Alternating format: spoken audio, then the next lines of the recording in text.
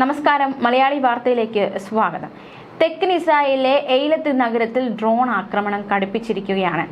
യമനിൽ നിന്നും അയച്ച ഡ്രോൺ ചെങ്കടൽ തീരത്തെ ടൂറിസ്റ്റ് കേന്ദ്രമായ എയ്ലത്ത് നഗരത്തിൽ പതിക്കുകയുണ്ടായി. ഈ ആക്രമണത്തിൽ 22ഓളം പേർക്ക് പരിക്കേറ്റു. ഈ പരിക്കേറ്റവരിൽ 2 പേരുടെ നില അതീവ ഗുരുതരമായി തുടരുന്നു എന്നതടക്കമുള്ള റിപ്പോർട്ടുകളാണ് പുറത്തുവരുന്നത്. ഇസ്രായേലിന്റെ വ്യോമ പ്രതിരോധത്തെ വരെ കബളിപ്പിച്ചുകൊണ്ടാണ് ഈ ഡ്രോൺ പതിച്ചതെന്നതാണ് ഏറ്റവും ഗൗരവകരമായിട്ടുള്ള കാര്യം. നഗരമധ്യത്തിൽ പതിക്കുന്ന ഡ്രോണിന്റെ ദൃശ്യങ്ങൾ സമൂഹ മാധ്യമങ്ങളടക്കം പ്രചരിക്കുകയാണ്. അതിർത്തി ഭേദിച്ചെത്തിയ ഡ്രോൺ തടയാൻ ശ്രമിച്ചെന്നും രക്ഷാപ്രവർത്തനം നടക്കുകയാണെന്നും ഇസ്രായേൽ പ്രതിരോധ സേന പ്രസ്താവനയിലൂടെ വ്യക്തമാക്കി. ആക്രമണത്തെ തുടർന്ന് ആളുകളെ സ്ഥലത്തു നിന്നും ഒഴിപ്പിക്കുകയും ചെയ്തു. ആക്രമണത്തിന്റെ ഉത്തരവാദിത്തം ഇതുവരെ ആരും ഏറ്റെടുത്തിട്ടില്ലെങ്കിലും ഹൂതികളാണ് ഈ ആക്രമണത്തിന് പിന്നിലെന്ന റിപ്പോർട്ടുകൾ പുറത്തുവരുന്നുണ്ട്.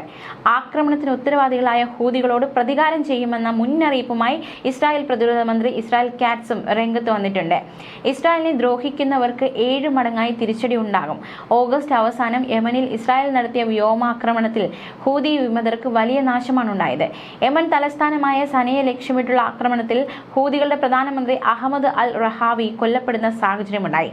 അതേസമയം പലസ്തീൻ രാഷ്ട്രത്തിന് ആഗോള രാജ്യങ്ങളുടെ പിന്തുണ തേടി സൗദി. ഗാസയിലെ വെസ്റ്റ് ബാങ്കിലെ ഇസ്രായേൽ അധിനിവേശം എത്രയും വേഗം അവസാനിപ്പിക്കാൻ രാജ്യാന്തര സമൂഹം ഇടപെടണമെന്ന ആവശ്യം ഒരു കാര്യമാണ് സൗദി മുന്നോട്ട് വെച്ചിരിക്കുന്നത്. ഇസ്രായേൽ പലസ്തീൻ സംഘർഷത്തിന് അറുതി വരുത്താൻ ദ്വിരാഷ്ട്ര പരിഹാരം മാത്രമാണ് പോംവഴിയെന്നും സൗദി ഫ്രഞ്ച് ഏകദിന സമ്മേളനത്തിൽ സൗദി വിദേശകാര്യമന്ത്രി ഫൈസൽ ബിൻ ഫർഹാൻ പ്രതികരിച്ചു.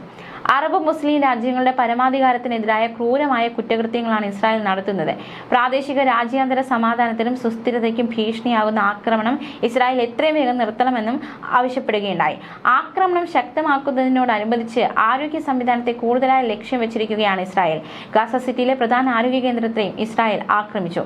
2 ആരോഗ്യ പ്രവർത്തകർക്ക് പരിക്കേറ്റതായി പലസ്തീനിയൻ മെഡിക്കൽ റിലീഫ് സൊസൈറ്റിയായ വഫ റിപ്പോർട്ട് ചെയ്തിരിക്കുകയാണ്.